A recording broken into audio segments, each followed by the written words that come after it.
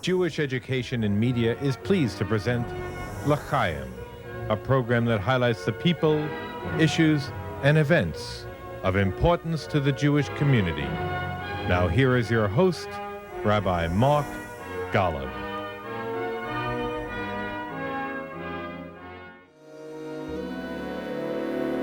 I've got the world on a string, sitting on a rainbow. Got a string around my finger. What a world, what a life, I'm in love. I got a song that I sing, I can make the rain go anytime I snap my finger. Lucky me, can't you see, I'm in love. Life's a beautiful The incomparable voice of the incomparable Julie Budd, one of the great musical artists of our generation who has captivated and entertained and enthralled audiences since she began her career as a 12-year-old talent show winner at Tamarack Lodge in the Catskills, to go on to become a fabulous star with a career that has showcased her ability to do a song alongside such musical greats from Marvin Hamlish to old Blue Eyes himself, Frank Sinatra, to some of the leading symphony orchestras in the world. And then there's The Tonight Show with Johnny Carson and The Merv Griffin Show, and virtually every premier theater venue from Las Vegas to Tel Aviv. I'm Mark Golub, and many of you know that one of my real loves, in addition to all things Jewish, is theater and Broadway and music. And as I think back, it seems like forever I've been in love with Julie Budd. And thanks to L'Chaim, I've had the chance to meet and get to know this extraordinary woman, Julie Budd. And the icing on the cake is that in addition to her being a world-class performer, Julie Budd is one of the loveliest stars in the industry today. What a kick it is for me to have you on L'Chaim. I've wanted this for so long. We've met under other circumstances. To have you at this table is just a treat for me. Thank you so Thank you for going out of your way to join me. And just mazal to a fabulous career you've built. And I know, Julie, it doesn't come easy. It's a product of, all the it's work and sweat and tears and an enormous commitment to something. And then there's something else which many people understand, but it's an understanding that's intuitive more than real. There has to be some gift from heaven that is given to those individuals who are uniquely able to move us when they're on stage. And that's a gift you were given. And to your credit, it's a craft you have honed and worked at. And you don't get to be where you are without the work. So, thank you. mazal tov to you on everything. And Thank just what a kick it is again. I'm so thrilled. But everything you do takes hard work if you want to do it well. Yeah. It just doesn't show up one day, Children, you see some gifted children, and people come to me all the time, and they say things to me like, tell me what to do with my child. Or somebody might come to me who wants to be in showbiz. Tell me, Julie, give me something I could leave with, The truth of the matter is, it's not a life that's for everyone. And it's not a life that everybody can lead or should lead, because it isn't for everyone. It's difficult. You give up a lot. So that brings me to where you began. Where were you born and who were your mother and father, and what was it like growing up in your home? Was it great? Yeah. Who were your mother and father? Just the greatest. Oh, God. I wish I had a picture of my mom and dad for you, because if you saw their picture, you'd know exactly who they are. Do you know what I mean? Like, it's all right there. And that's because they were so honest, and they were so good. That there was no filter, and there was no question who they were. Oh, how lucky you were. Yeah, I was. What were their names? Joan Joan? and Saul Joan and Saul. Where did you live? in Brooklyn. In Brooklyn. You were brought up in Brooklyn. Yeah. Uh-huh. I was raised in Brooklyn. And you have siblings. 2 sisters. And where are you in this? In the middle. You're in the middle. I'm in the middle. Are you close to your sisters? Very. Okay. Very. What are their names? Jill, my older sister, and Susan is my youngest sister. And what was the Jewish character flavor of your home growing up? Well, my father was raised Orthodox. My mother was raised conservative/reform. Uh-huh. But to be Jewish in my home was a big deal. I mean, it was like, it was the privilege. We were Jewish. And there was something really nice about that because it wasn't like we're better, we're snobby. It was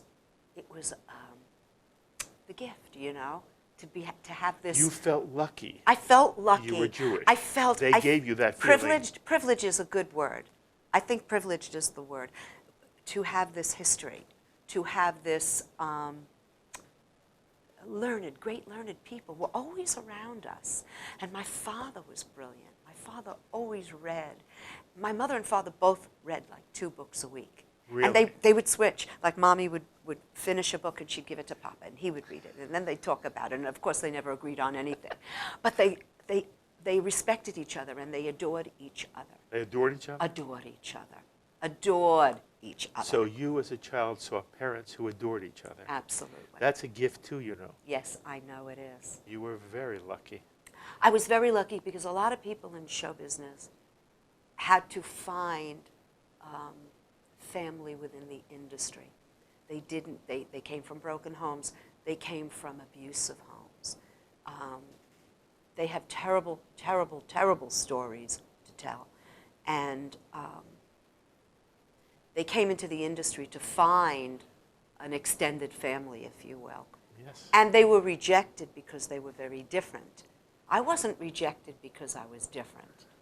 You know, they were worried about me because I was different, but nobody rejected me. Mm-hmm. And my mother, God bless her, she pushed culture to all of the kids in the family. What's culture mean in this context? It means we went to museums.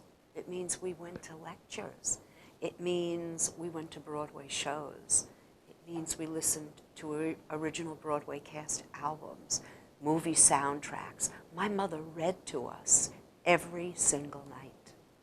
Every night my mother read to us. And it made me love books. I remember that feeling of snuggling up to my mother, and she always smelled good, you know. And my sisters would fall asleep on my mother's lap, and I was like, listen to my mother, because it was like she was doing a show, you know. My mother was a great mother. She was engaging, but she believed in culture. And we lived in Brooklyn, and we were far from everything.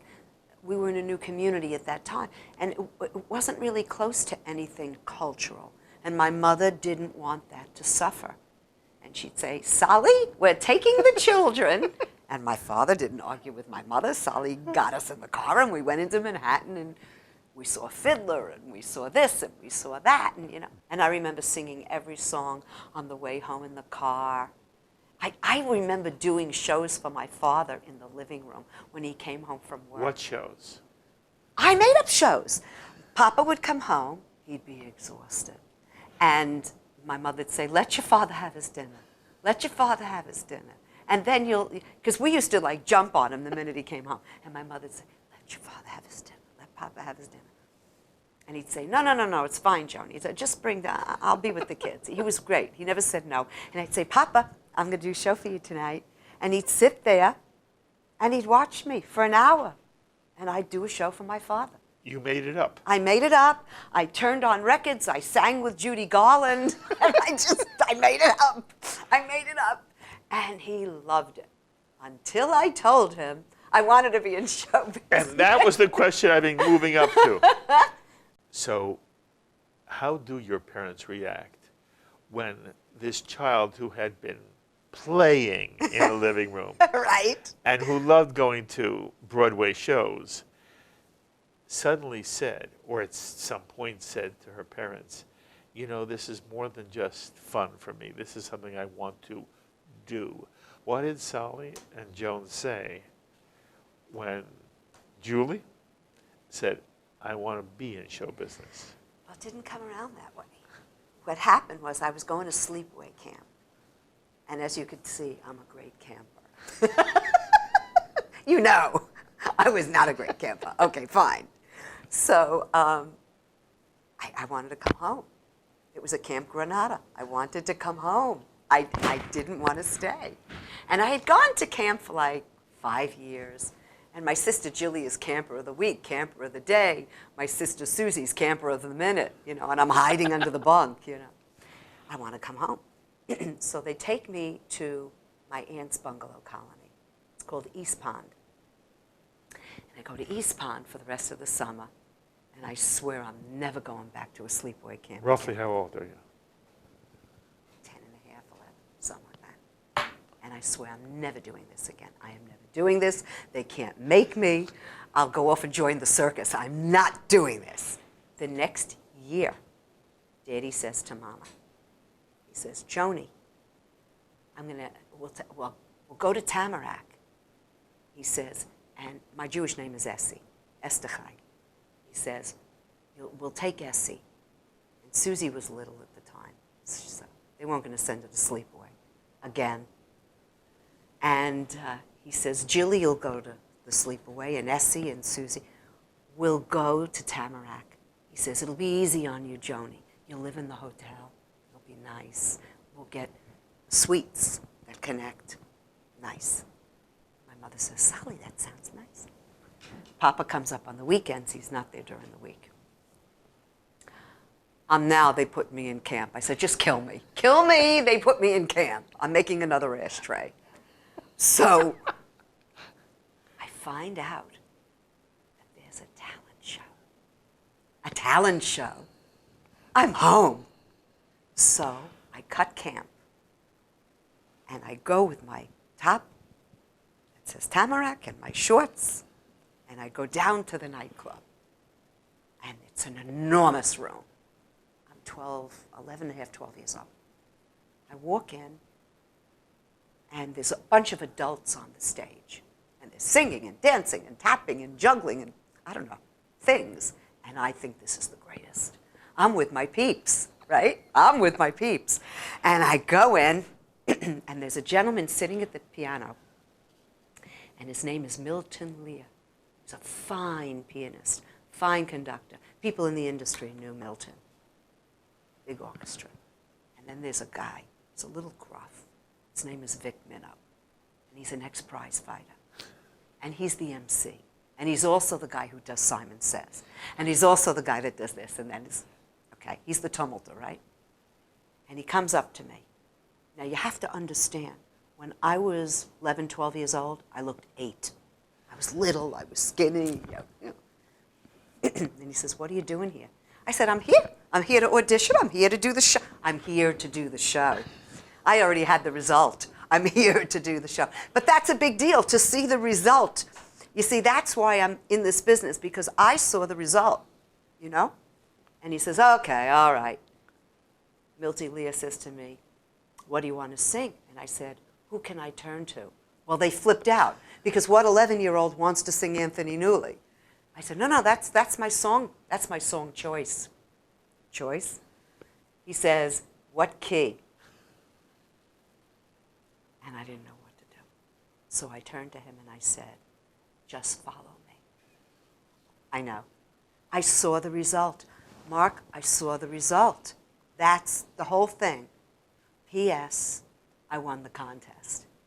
In the audience was Herb Bernstein, who's still my conductor, orchestrator, and arranger, who still is the same gentleman that had hit records with Laura Nyro, Leslie Gore, Tina Turner, John Denver, The Happenings, The Four Seasons. He's huge. He's huge. Yeah. So, and I stayed with him all these years. And does he approach you during this period? Well, I got him there. I have to fast forward. See, what happened was Vic Minnow heard me sing, And he flipped out and he says, "You're closing the show." And I went, "Yeah, great." What did I know? And I didn't tell my parents. By the way, this is the big kicker. I didn't tell Mommy and Daddy. Interesting. No, and Daddy wasn't going to be up there because he doesn't come up till late Friday night. And Mommy never goes to the show without Daddy. My mother would never go to a showroom without her husband. So, like, I know my mother's not there. And my sister Susie was going to cover for me. So I go to the nightclub. Oh, before I go to the nightclub, he tells me there's this man, Herb Bernstein, and I need to know him. But he's at Homestead Bungalow Colonies. I walked, after rehearsal, all by myself on a road, a dirt road, a mile away to Homestead by myself. Try that today. I would kill my kid if they ever did that. And I went and I knocked on the door and I found Herbie Bernstein and begged him to come to the show, and he did. Wow. When I walked off the stage that night, there was a huge standing ovation. I had no idea what it meant. I thought they were leaving, I swear. I finish, I take a bow, I walk off stage. Herbie was in the wings. And I couldn't see right away because the light was in my eyes from the stage. I saw a figure, and I walked off. I walked up to him, and he said, "I'm Herb Bernstein." I said, I know you're Herb. I made you come here. He says, "I just wanted you to know I saw the show." He said, "I think I need to speak to your parents." And did he? You bet. The next day, Herb told me to meet him in the nightclub. My father was looking for me. And he went up to some kid that I was playing with. I can't even remember the kid. And he said, "Where is my daughter?" She said, "Oh, she's in the nightclub with that man." And my father says, "Nightclub? A man?" And my father's not happy. Okay, so now Daddy makes his way down to the nightclub. And he sees me on stage singing Downtown or something with Herbie at the piano.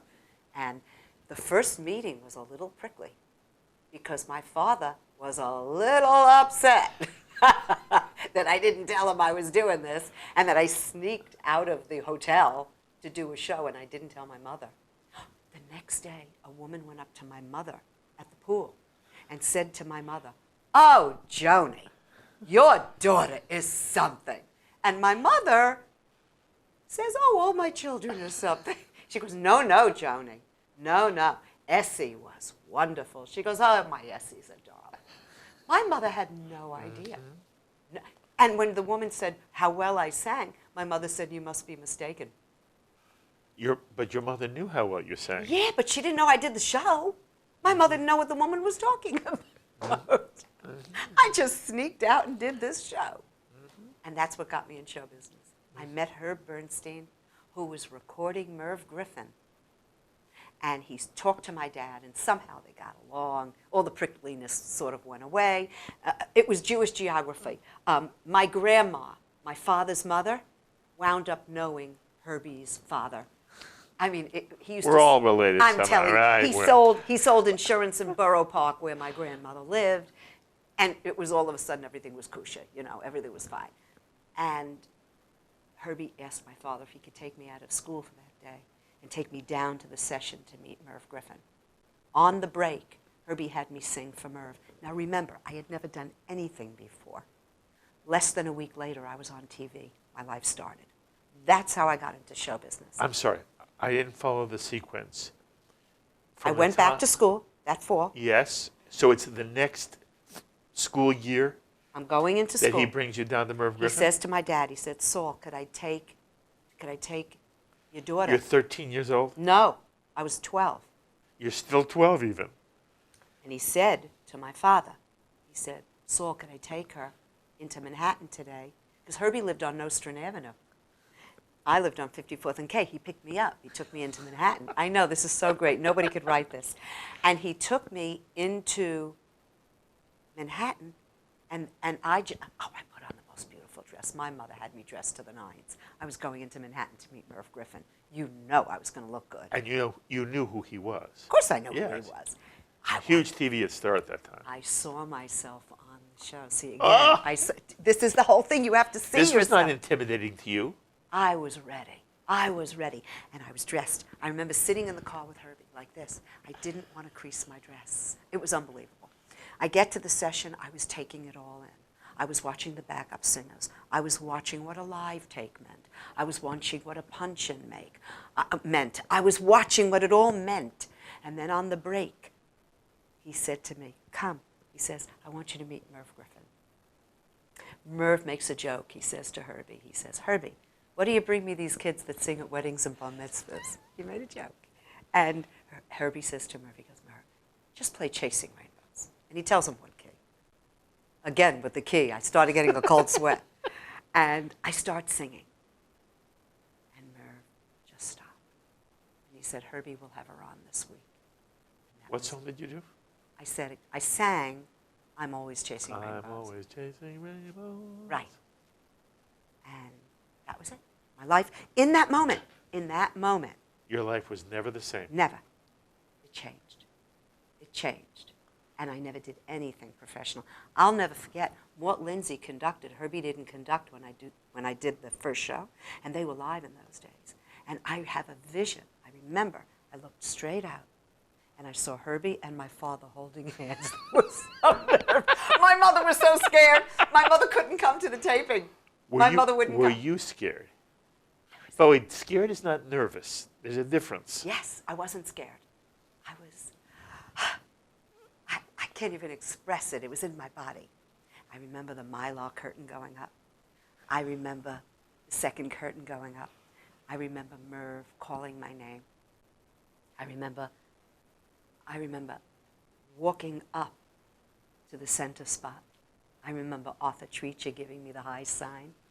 And I remember listening for the intro. That was the only thing. I figured if I nail the intro, I'm in. And I did. And it was done. Before I knew it, it was done. And again, they stood up. And Merv came over to me. And he said, we'll be hearing a lot more from you. And I went, thank you very much for having me on your show. I was very polite. And I wore a new dress, another new dress. And my mother had it in for these dresses, let me tell you. And that was just, and he had me on every single week. I opened the show and I closed the show for years. And that was a big backbone. And then everybody saw me. Ed Sullivan saw me. Johnny Carson saw me. Carol Burnett saw me. Jim Nabors saw me. Mike Douglas saw me. Everybody saw me. And I all of a sudden was queen of television. I did everybody's show. Did you have a ball? I had a great time. And they were great to me. They were all great. And at that point, what's your father and mother's attitude? Okay, this was an interesting thing. My father, there'll never be another like him. I swear I'll cry. He says to me, now you listen to me. He says, it's going to happen for you, Mommy. He says, it's your time. He says, but I'm going to tell you something. The first day you act like a brat. The first day you don't remember where you come from. The first day you think we're going to treat you differently than your sisters. The first day you don't keep your marks in school. The first day you don't learn your songs and you don't act like a professional. That's the day we pull you out. He said, but I don't believe that's going to happen. He says, I think you're a good kid. You're a mensch. He said, but I'll tell you something else. I said, what's that, Papa? He says, the day it becomes too much, remember, you have a home. You come home. That makes me cry. That was my life. And that's why I could do this. I keep saying to you, you realize how lucky you were? I was dropped in gold. Yes. I was dropped in gold. And I'll tell you something, having a life like this helped me in this business because I watched these kids go on drugs. I have friends, and I will not mention their names because they're brilliant artists and they deserve respect. But their lives were ruined by drugs. Brilliant artists, if I tell you. And nervous and alone. They were alone. They were alone. People used them because they were famous. They were very famous. They had money. They had position. People used them. Nobody really loved them for them. And they didn't know how to navigate a real life, which was even sadder. They couldn't do it for themselves. They didn't have the tools. I was lucky because I had all of those goodies. So when it wasn't happening in the business, I could always say to myself, yeah, but I have a family. You know, I have sisters. I really can make a life for myself. I'll be okay. I always believed I could be okay. And I think that came from my upbringing. I know it did. I know it. As soon as Daddy said, you could come home. Wow. That's the most powerful thing he ever said to me. And my father said a lot of things. That was the most powerful thing in the world. And my mother said something to me. I said, Mommy, why don't you worry like Daddy worries? And she said to me, sweetie, you're going to land on your feet. My mother always gave me the feeling that no matter what would happen, I would know what to do. You're going to know what to do. You're a good kid. You're a bright kid. You're going to know what to do. See, my father was always worried about me. I'm going to go out with the wrong boy. Somebody's going to give me drugs. I'm going to, you know what I'm saying, the things that fathers worry about, you know. My mother knew that wasn't going to happen. My mother knew her daughter. Did you ever get in trouble? Nope. You ever use drugs? Nope. Ever do something stupid and wild with guys? Not really. I mean, I've gone out with people my father maybe didn't like, but I never did anything where I got arrested, I got in trouble, there was drugs, he was a bad crazy, guy. Wild kid. No. I was busy training. See, now that's the other part of this, is that I loved it so much that I was willing to give up everything to train. Do you know the training it takes? No, and I wanted you to talk about that for 1 minute, because you have a very, your voice is amazing. Thank you so much. It is strong, it is clear. So explain to me, there are many artists who have wonderful voices. Your voice is absolutely distinctive. So I want to understand how much of it is a product of training, how much of it is a product of God. It's a very good question, and I'll tell you why. It has many tentacles, that question, because voices change throughout your life just naturally. I had a very, very sophisticated voice at a very young age. By the way, it's important to note, my mother had even a better voice. Emis, my mother had a better voice. But again, as we talked about, my mother didn't have, as we say in French, the koyach to be in this business, because my mother was a delicate person. Until she knew you, she was very shy. And my mother couldn't stand what goes on in this business for 8 minutes. It would have killed her, you know. Never could she put up with it. So my mother sung for parties, and she saw it through me. And that's why she was so doting over my musical life, because she wanted it for me. You must study, Mark, for the simple and important reason.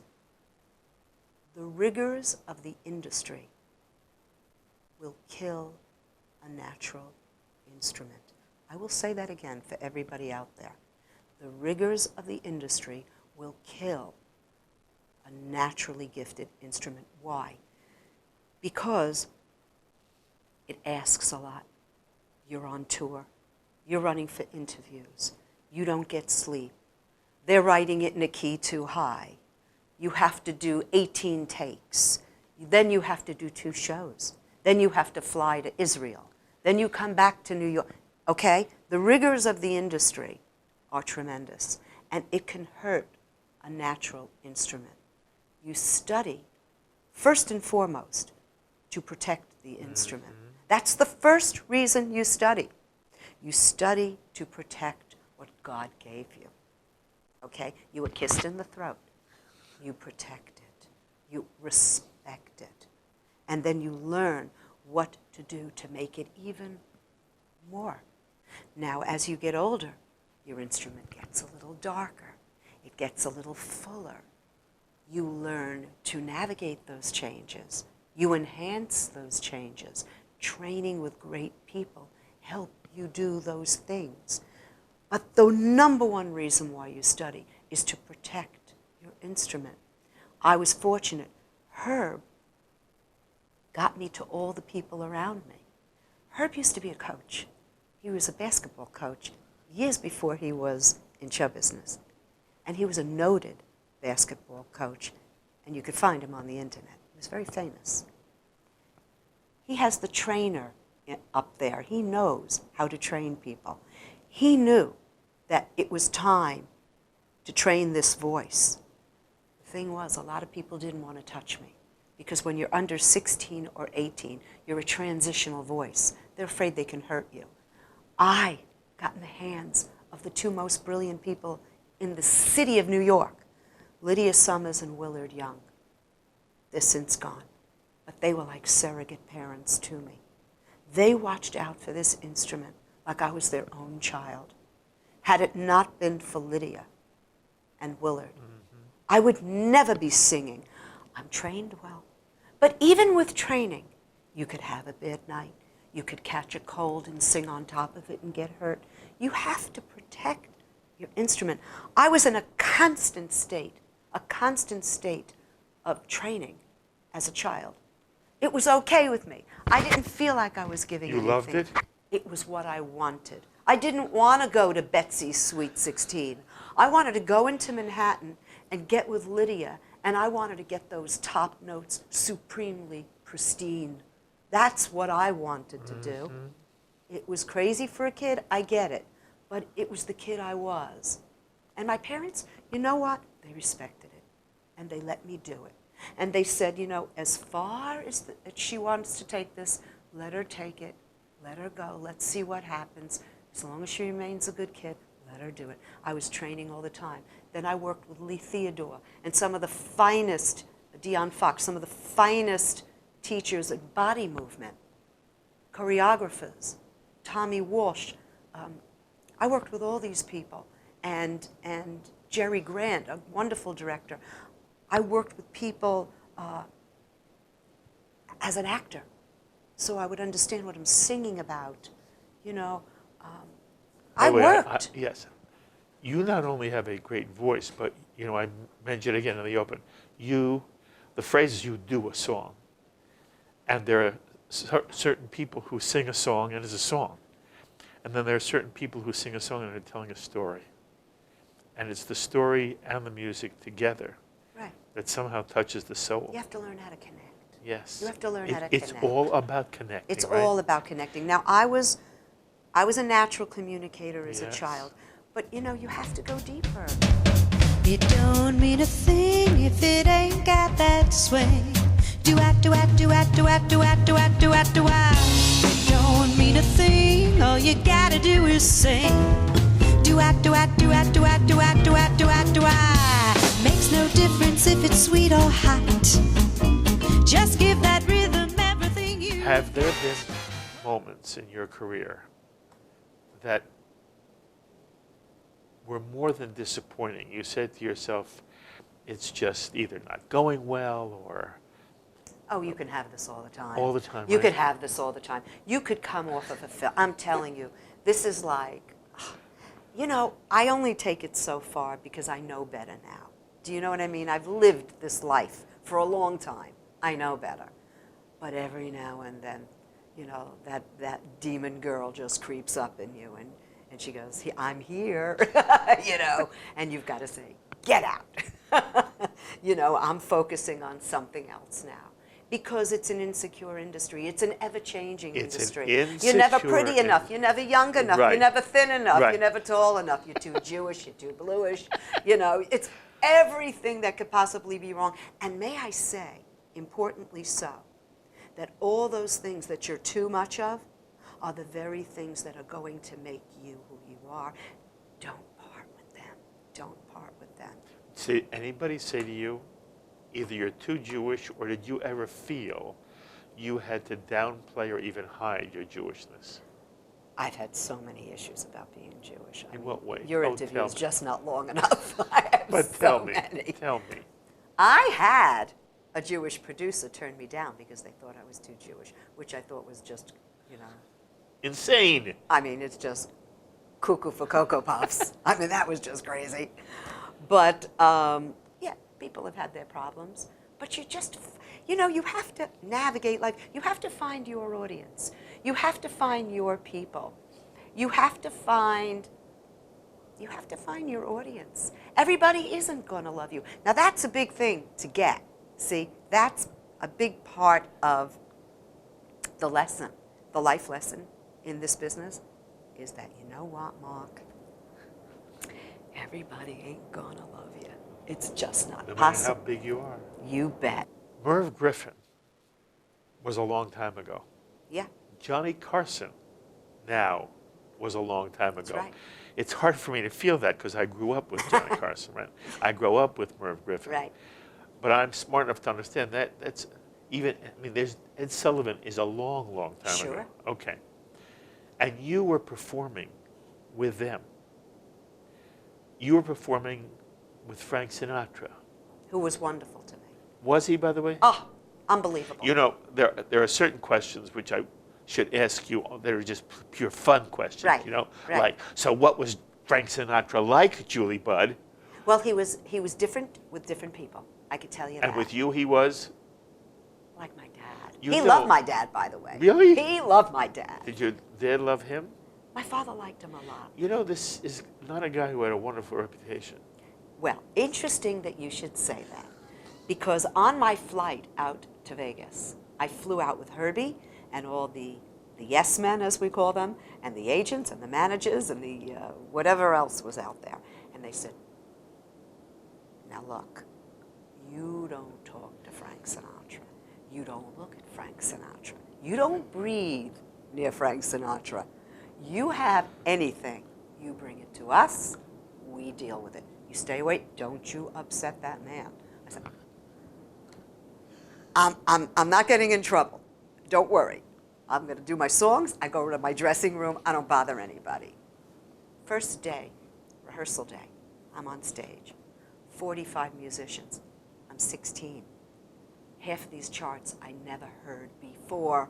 I'm hearing them the first time in rehearsal, and I'm going to do them that night with all the press, cameras all over the place. I'm 16. I'm saying, God's with me. I can do this. And I see somebody in the wings. Now, I'm under very hot lights because they're running my spots. And I see somebody waving. I figured in Las Vegas, they're friendly. I wave back. I finish up. They're making me rush. Hurry up, Mr. Sinatra's coming. I finish up. I walk my stage left to leave. I can't see him, still in the light. I walk out of the light, and I see somebody with their arms open, and it's Sinatra. And he takes me around, and he says to me, Julie, sweetie, welcome. If you need anything, come right to me. He fell in love with you. He fell, That's amazing. and so much for the yes men. Come here, do this, do that. Sinatra says to me, whatever you need, you come to me. Every night he set up a cocktail table in the wings after I finished my spot in front of him. And I used to sit there, and I used to watch his show. By the way, I learned. Okay, he was, if not the greatest, he's certainly in that category. Right. And it wasn't about, it really wasn't his voice. It was his ability to do a song like connect. no. Isn't it true? It's all about, it's what you said before. You said to me, Julie, isn't it about the connection? Yes. And he was all about the connection. Yes. But remember, if you listen to early Sinatra on the radio, when he was a young boy just starting out, he had the beautiful lyrical tone, he had the warmth, yes, an innate connection. But all of that you're noting, he honed his craft over so many years. This did not happen overnight. You are seeing a culmination of years Yes. and years of artistry leading up to those moments. And I used to sit, and you know, Mr. Sinatra was a very smart man because he knew that I was a sponge. He knew it. And he set that table there, and it was no mistake. He wanted me to learn. Wow. And he put that table there every night, and I sat there every night. I watched, he was like a Jewish mother. He'd say to me, Julie, there's a setup of food in my dressing room. It's going to sit there. You grab something to eat after your portion. and you bring it to the table, and you make sure you eat. And I'd sit there and I'd have pepper steak and chicken or whatever. And I'd be watching a Sinatra show. And then he'd come off the stage after first bows, and I'd hand him his water and his towel. And he'd say little things to me like, how do you think I'm doing tonight, sweetie? And I'd say, oh, they love it. But you got, and he'd be having a conversation with me. And I'd say, Mr. Sinatra, they're going to rip the place apart. You've got to get out there. And he'd be This laughing. is so real, Julie. This is so real. He was great to me. By the way, He was great to me. did you have any relationship with Barbra Streisand? I met Barbra several times in my career, and I'll tell you how it happened. Herbie Bernstein, who at the time was my manager, he's my musical director now, but for a long time he was musical director and manager. He grew up and played basketball in Brooklyn on Avenue J and Coney Island Avenue with Marty Ehrlichman, who's Barbara's Yes, manager. yes. So these guys, like, were old friends, like they're still arguing, over who stole the point, like they're still there.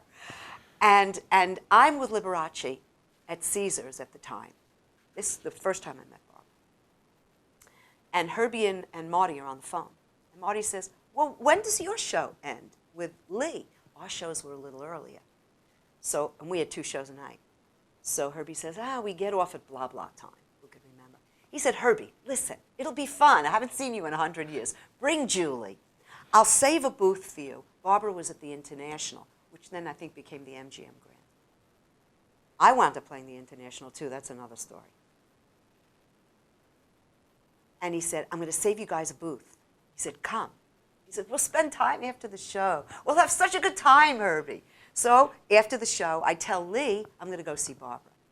Lee gave Barbra her first coming out party in Los Angeles or something.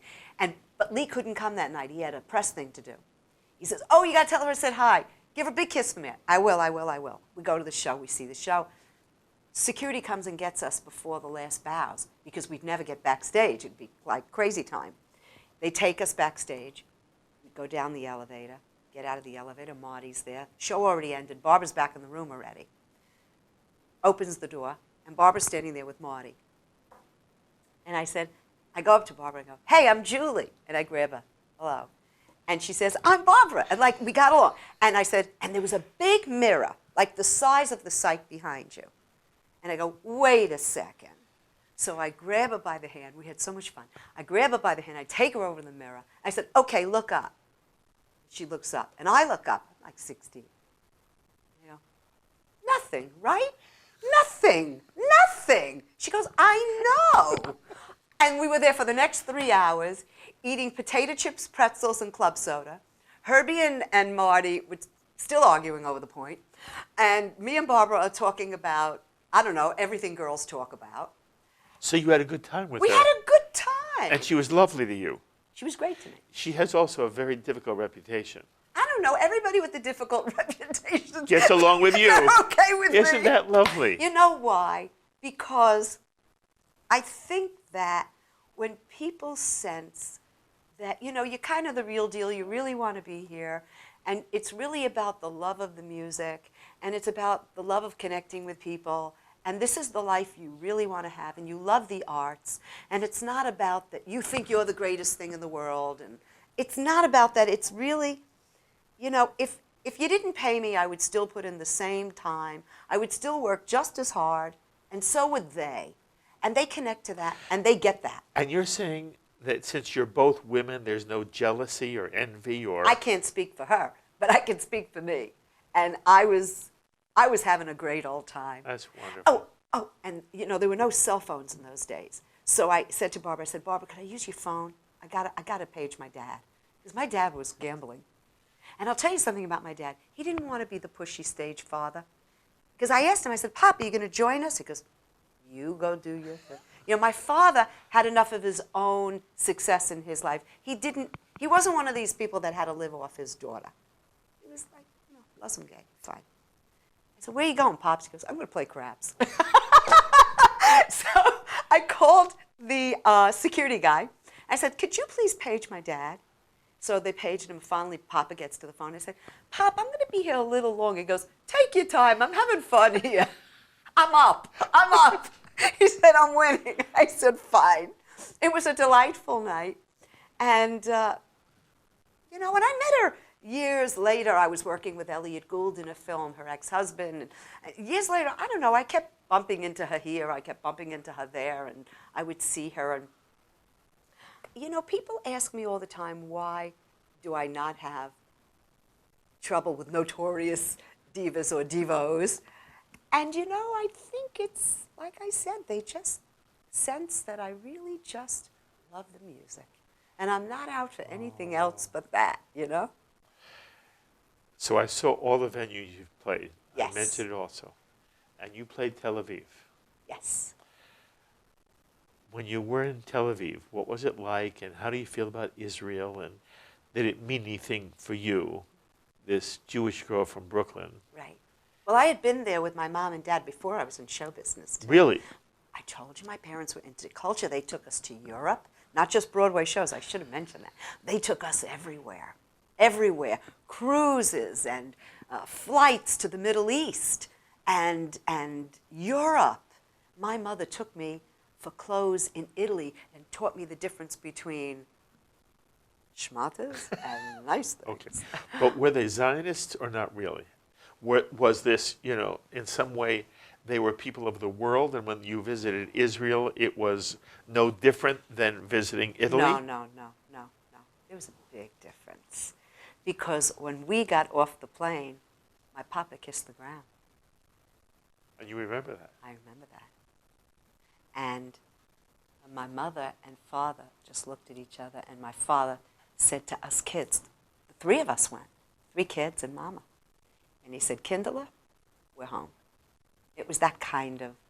And that is an impression on a child. Yeah. But then one day you're playing Tel Aviv. Years later. Isn't that amazing? Isn't it funny how life is? It's so funny, you know? I mean, how I must have been 10 or 11, when Mommy and Daddy took me to Israel for the first time. And then I went back maybe 7, 8 years later, and I was headlining. I mean, isn't that like weird? Like, it's like, it's not a lot of time, and a lot happened. And a lot happened. I think that's the best way to put it. And a lot happened in a really short period of time. Like, totally different. And I went back with the Army. They asked me to come. Did they? Yeah. And I sang for the troops, and then I sang at the Tel Aviv Performing Arts Center. And Israel was always interesting to me because it always, even though it has this ancient history, it's all about ancient history, there's something about Israel that's sparkly and new. Every time I go, I feel like it's sparkly and new. They're on the cutting edge of what's ever new, or they're inventing it, you know? And so there's this give and take that you always see in Israel. There's this old, and then there's this incredible new. Israel is like a place that's always shedding its skin and evolving. Israel is not what people think it is. People that don't really know Israel think Israel is this old place, and you know, it's so much more. It's always reinventing itself. This new generation will be different than the next generation and the next generation, but they will always be Jews. But they're going to be this other sort of incarnation of how we see ourselves today, in this moment, at this time. Mm-hmm. Always in that. But you see, that's why Israel could become Israel, because it always had a vision. That's why I could be in show business, because I always saw myself up there. Life is about vision. I mean, you could be surprised and things happen to you and you never thought anything could be. But there's always, in order for it to happen, there's got to be a part of you that participates and believes in the possibilities. Israel always believes in the possibilities. And that's what I love about Israel. So I want to come back to the other question, which really brings me to the... could go on with you forever. So, but I did want to ask you this. What's that? I said to you, the Merv Griffins, the Johnny Carsons, the Ed Sullivans. Right. They're a long time ago. Uh-huh. You were there then. You're here now, Right. okay? And it sounds to me like your voice has not lost one bit of its exquisite quality. Thank you. That you have not slowed down at all. That you remain this exuberant performer. And when you get on stage, I said before, you enthrall. As you reflect upon, the arc of your career, and here you now are, and we're taping in 2019, can you reflect on how that's happened to you? That in fact, the Julie Budd of 2019 and the Julie Budd who started at 12-year-old, and then she's 16, and she's singing in Tel Aviv, and on and on and on and on, that there is a connection between the two. It's a gift, you understand. Not every performer could have the span of a career that you've had. Right. Do you appreciate that? What's it mean to you? It's an enormous gift. Look, I was talking about your career in television, and I asked you before we got on camera. I said, Mark, how many years have you been doing this? You said, I've been doing it since 1979. I said, wait a second. He said, it's 40 years, Mark. He said, yeah, gee, it's 40. You know, didn't hit you. We're very lucky that in an industry that people can't survive 45 minutes. We've got 45 years, That's the thing, Look, I think having gratitude, real gratitude, not fake and false humility. I think really getting quiet and connecting with how you really feel about things is important. You and I talked about noise, And I am in contact with how lucky I have been. But you got to help the mazel factor along. You got to work very hard. And you got to be brutally honest with yourself. And you got to have people around you that will be that way with you as well. And you also have to know how to move with times. No, Merv Griffin's not here anymore. No, neither's Johnny. Neither is Mike. Neither is Ed. But I found my way today in the performing arts centers, in the symphonies. I'm going to be at Birdland, May 1, 2, 3, 4. The Friars is honoring me with an evening. I just made a deal to go back to the Smith Center in Las Vegas. I'm going to be in New Jersey over the summer. You find that other audience. You find a way. That same girl that knew how to be heard at Tamarack somehow has learned how to be heard in 2019. And it's a constant state of navigation because we're always in flux. See, that's what Israel knows. The shedding and the renewing and the making new. You have to understand, I think life is that way. I think that that's the way all our lives are if we're doing it right. We don't live in the past. We respect the past. But we look toward the new thing we're going to do. We look toward that new video we're going to make, that new CD, that other audience, that other way to reach, because things are ever changing. You can't be a dinosaur. And I think that that's why, to answer your question, I think that's why I am still here. Because in my own small way, I've sort of figured out how to be here. And I've never, ever, ever taken this life I've had for granted. Come here. I told you I adore you. Thank you. And we talked about all the ways you're lucky and all the gifts you've been given over time. You are a gift. Oh, thank you. You're a gift to your friends. You're a gift to people who, you're a gift to your sisters and your family and the future you're about to build. Thank it's you. all wonderful. But you're a gift to every audience you perform in front of. Thank you. And you talked a couple of times about what we said off camera. Do you remember I told you I have the best wife in the world? Yes. You're about to be married to somebody who you love very much. So it's said in this context. I said to you, if you were my wife, what would I do? What would I, You'd make me sing all day. I would make you sing to me I could listen to you all the time. Again, every success for you. Thank you. Every success. Thank Kol you. tuva hatzlacha. And we will stay close, and you'll be here every now and then. When I need you, I'll let you know. Thank you. And you can always call on me. Thank you understand, so darling? much. Okay, thank you. Thank you for having me. Thank you. Julie Budd, who again is as lovely a person as she is this extraordinary talent, singer, performer. And as always, I invite you to be in touch with me with any thoughts you may have to any of the ideas expressed here by Julie or me on this edition of L'Chaim. Please email me, write me, post it on our Facebook page, or tweet me. I love hearing from you. And if you live in the greater metropolitan New York tri-state area, make a note. Julie Budd will be appearing at the Birdland Theater in Manhattan from May 1st through May 4th, 7 p.m. performances in a one-woman show entitled The Songs of My Life and the Composers Who Wrote Them.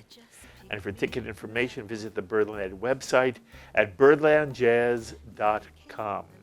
And on Tuesday, May 14th, Julie Budd will be appearing at the Friars Club Presents in the evening. Begins with cocktails and dinner at 5:30 at the Friars Club, followed by Julie's one-woman show, an evening with Julie Budd celebrating a life in show business, which she shared with us on this edition of L'Chaim. If any time you have the chance to see Julie Budd live, it's a chance you should not miss.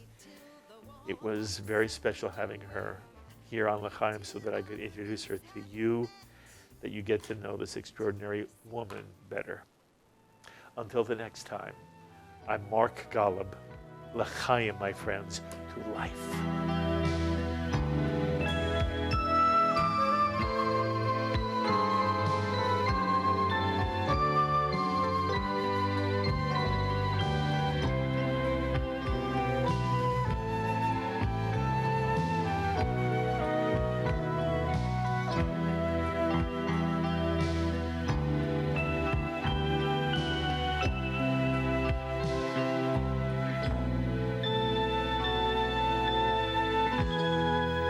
L'Chaim is a presentation of Jewish education in media. We would be pleased to send a complimentary DVD of this program to anyone who wishes to support JBS with a tax-deductible gift of $36, double chai or more. Simply visit the JBS website at jbstv.org and click on the Donate button to make a donation by PayPal or your credit card. And please, indicate the program for which you would like a DVD. Or you can send your tax-deductible check to JBS, P.O. Box 180, Riverdale Station, Bronx, New York, 10471. And again, please remember to indicate which program you would like to receive with our compliments. And we thank you for your kind support.